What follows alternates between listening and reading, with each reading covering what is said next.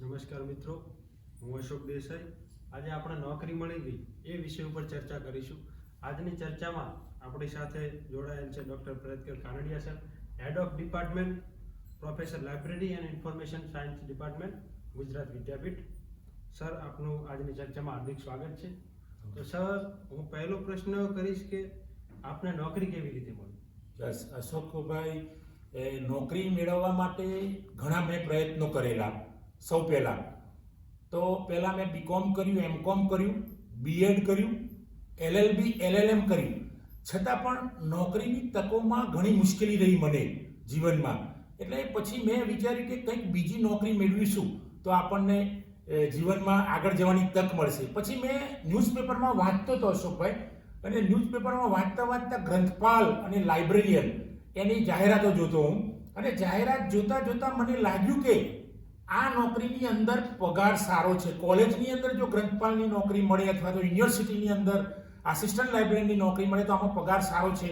એ જોઈને પછી મેં એમકોમ, બીએડ, એલએલબી, એલએલએમ કર્યા પછી મેં લાઇબ્રેરી સાયન્સમાં પ્રવેશ મેળવ્યો, અને પ્રવેશ મેળવ્યા પછી મેં નેટ પાસ કરી. નેટમાં પણ સખત પરિશ્રમ કર્યો, અને ઈશ્વરની કૃપા તો ખરી. અને મિત્રો, એ પાસ થયા પછી તાત્કાલિક મને નોકરી મળી ગઈ કડી કોલેજમાં, કડી સર્વ વિદ્યાલયમાં મને જોબ મળી ગઈ.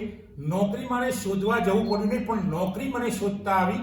કેમ કે મેં લાઇબ્રેરી એન્ડ ઇન્ફોર્મેશન સાયન્સનો માસ્ટર કોર્સ પાસ કર્યો હતો અને નેટ એક્ઝામ પાસ કરી હતી. એટલે લાઇબ્રેરી સાયન્સમાં ભણ્યા પછી, એમએલઆઈએસસી કર્યા પછી મને નોકરી શોધતી આવી અને મને તાત્કાલિક નોકરી મળી ગઈ.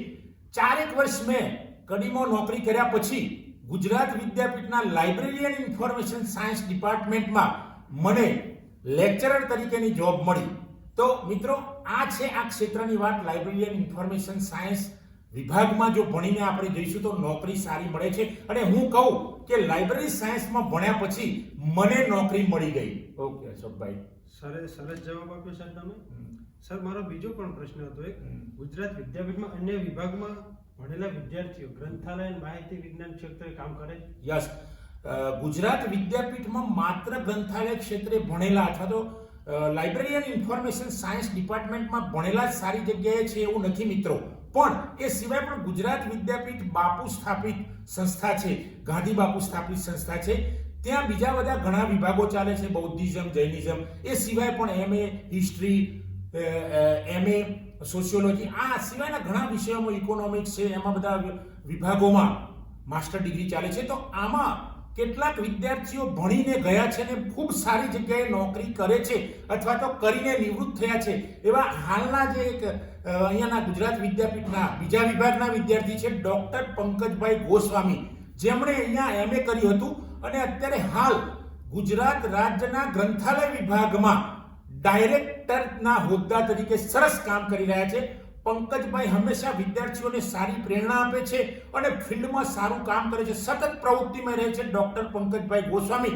અને પંકજભાઈ ગોસ્વામી એ ગુજરાત વિદ્યાપીઠનું ગૌરવ છે, ગ્રંથાલય અને માહિતી વિજ્ઞાનનું ગૌરવ છે મિત્રો. તો આવા પંકજભાઈ જેવા ડાયરેક્ટરના હોદ્દા પર શોભાયમાન છે એવા પણ ગુજરાત વિદ્યાપીઠના વિદ્યાર્થીઓ છે. એ સિવાય કૌશિકભાઈ શાહ પણ એ પૂર્વ લાઇબ્રેરી નિયામક તરીકે રહેલા છે ગાંધીનગર ખાતે. એ સિવાય ડીકે શાહ પણ અહીંયાના વિદ્યાર્થીઓ છે. તો આ કૌશિકભાઈ શાહ અને ડીકે શાહ જેવા જે ખૂબ જ ગૌરવ અપાવે વિદ્યાપીઠને અને લાઇબ્રેરી સાયન્સ વિભાગને, એવા વિદ્યાર્થીઓ ગુજરાત વિદ્યાપીઠમાં બીજા વિભાગમાં ભણીને સારા હોદ્દા પર હતા, નિવૃત્ત થયા છે. તો મિત્રો, ગુજરાત વિદ્યાપીઠની ખૂબ પ્રતિષ્ઠા છે. આપ સૌ પણ ગુજરાત વિદ્યાપીઠમાં આવો અને ભણો. અશોકભાઈ, આ મારો જવાબ છે. સરસ જવાબ આપ્યો સર. બીજો પણ મારો એક પ્રશ્ન હતો કે ગુજરાત વિદ્યાપીઠમાં ગ્રંથાલય અને માહિતી વિજ્ઞાનમાં ભણેલા સારી જગ્યાએ નોકરી કરે છે? હાજી અશોકભાઈ, બહુ સરસ પ્રશ્ન છે આ.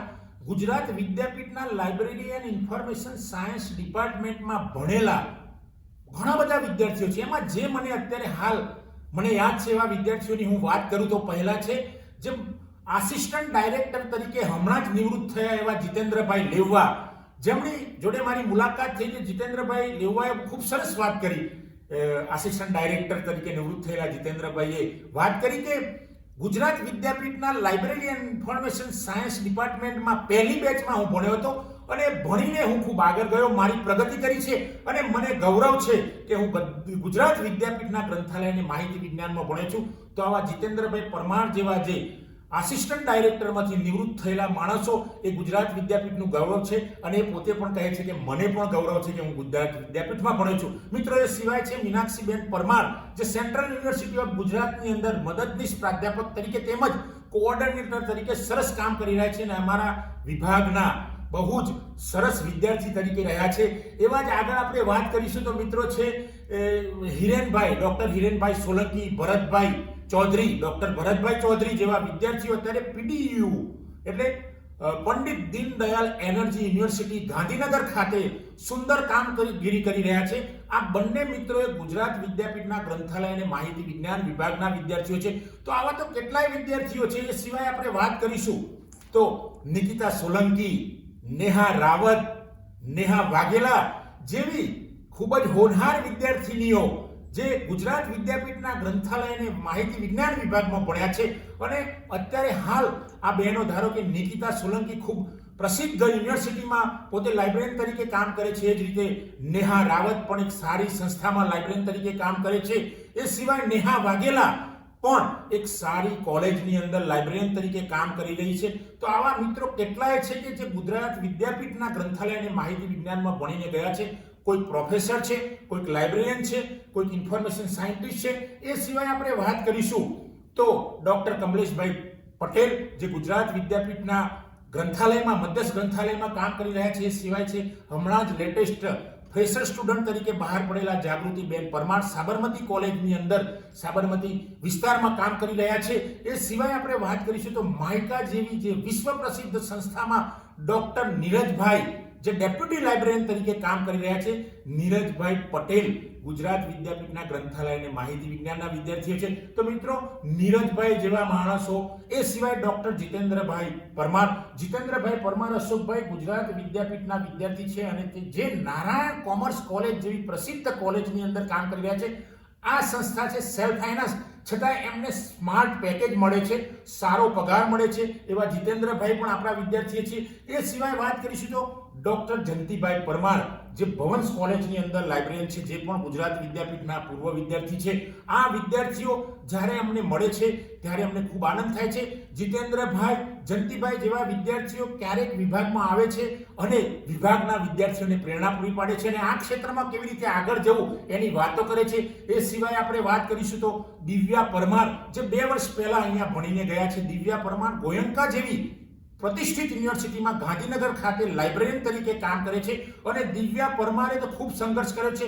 પ્રેગ્નન્સી સમયે પણ ભણવામાં લાગ્યા રહ્યા અને ભણવામાં સારા પર્સન્ટેજ સાથે પાસ થઈને દિવ્યા પરમારે ગોયંકા જેવી સારી ઇન્સ્ટિટ્યૂટમાં જોબ મેળવી છે. એ સિવાય વાત કરીશું તો રાહુલ પ્રિયદર્શી પણ અશોકભાઈ એ ગોયંકા જેવી પ્રતિષ્ઠિત યુનિવર્સિટીમાં કામ કરે છે. એ સિવાય આપણે વાત કરીશું તો નૈતિકભાઈ પણ ગુજરાત વિદ્યાપીઠના વિદ્યાર્થી છે અને એ પણ ગોયંકામાં લાઇબ્રેરિયન તરીકે કામ કરે છે. તો મિત્રો, અમારા વિદ્યાપીઠના ગ્રંથાલય અને માહિતી વિજ્ઞાનમાં ભણીને ગયેલા 3 વિદ્યાર્થીઓ ગોયંકા જેવી પ્રતિષ્ઠિત યુનિવર્સિટી અથવા તો સંસ્થાની અંદર કામ કરે છે અને જે અમારા વિદ્યાપીઠનું ગૌરવ વધારે છે, ગ્રંથાલય અને માહિતી વિજ્ઞાનનું ગૌરવ વધારે છે. તો આવા 3 મિત્રોને હું વંદન કરું છું. એ સિવાય અશોકભાઈ વાત કરીશું તો દુષ્યંત પરમાર મોડાસા ખાતે સારી કોલેજમાં જોબ કરે છે. એ સિવાય આપણે વાત કરીશું તો દિલીપ ગોહેલ પણ અહીંયાનો હોનહાર વિદ્યાર્થી, એ અત્યારે હાલ બનાસકાંઠામાં એક સારી કોલેજમાં જોબ કરી રહ્યા છે. તો આવા દુષ્યંત પરમાર અને દિલીપ ગોહેલ જેવા વિદ્યાર્થીઓ ગુજરાત વિદ્યાપીઠના ગ્રંથાલય અને માહિતી વિજ્ઞાનનું ગૌરવ છે અને એ પણ પોતે અહીંયા ભણીને ગયા છે. એ પોતાની જાતને ગૌરવ અનુભવે છે. તો મિત્રો, આ છે વાત અમારા વિદ્યાર્થીઓની. અશોકભાઈ, આ વાત કરી મેં અમારા વિદ્યાર્થીઓ ક્યાં ક્યાં નોકરી કરે છે એની વાત કરી છે. સર, તમે ખૂબ જ સરસ જવાબ આપ્યો.